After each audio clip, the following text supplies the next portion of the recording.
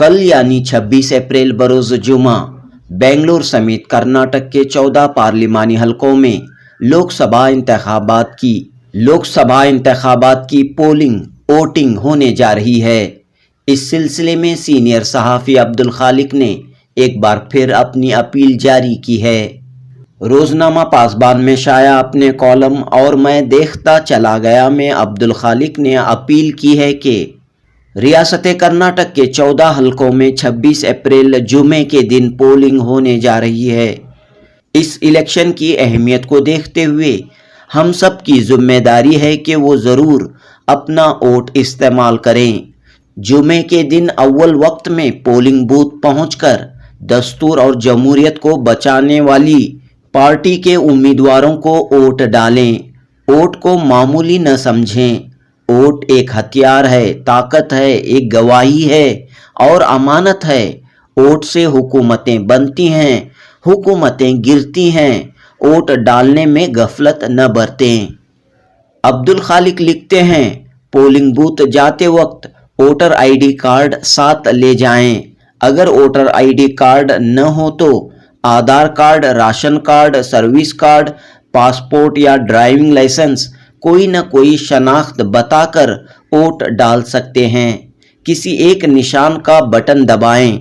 एक से ज़ायद बटन दबाएंगे तो आपका वोट बेकार हो जाएगा। ईद के मौके पर बहुत सारी खवातीन हाथों में मेहंदी लगाई हैं। इन खवातीन को चाहिए कि उंगली की मेहंदी खिरच कर निकालें, वरना वोट डालने में रुकावट पैदा की जा सकती है। अब्दुल खालिक मजीद लिखते हैं, मैंने देखा दस्तूर और जमहूरियत से मुतल्लिक बहुत कम लोग वाकिफ़ हैं। इससे वाकिफियत रखना और दूसरों को वाकिफ़ कराना बहुत ज़रूरी है। जब हमारा मुल्क अंग्रेज़ों की ग़ुलामी से आज़ाद हुआ तो मुल्क को चलाने के लिए एक कानून की ज़रूरत थी। कानून बनाने की जिम्मेदारी डॉक्टर अंबेडकर को सौंपी गई और डॉक्टर अंबेडकर ने मुल्क का कानून मुरतब किया।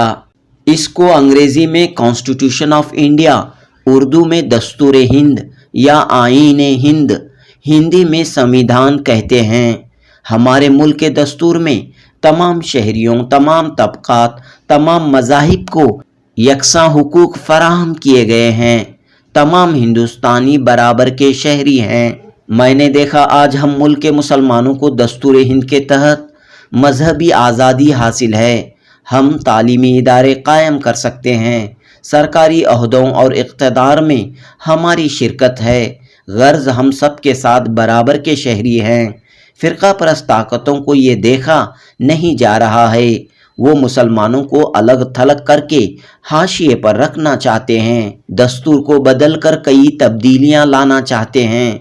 इस तरह हमारा मुल्क एक जमहूरी मुल्क है। यहाँ हर शहरी को वोट देने, इलेक्शन में हिस्सा लेने, इक़्तिदार में आने की आज़ादी हासिल है। अब फ़िरका परस्त ताकतें इस सेकुलर मुल्क को हिंदू राष्ट्र बनाकर दस्तूर को बदल कर दूसरों के हुकूक छीन लेना चाहते हैं। यहाँ तक कि वोट डालने का हक भी छीन लेने की बातें कर रही हैं। इस लिहाज से इस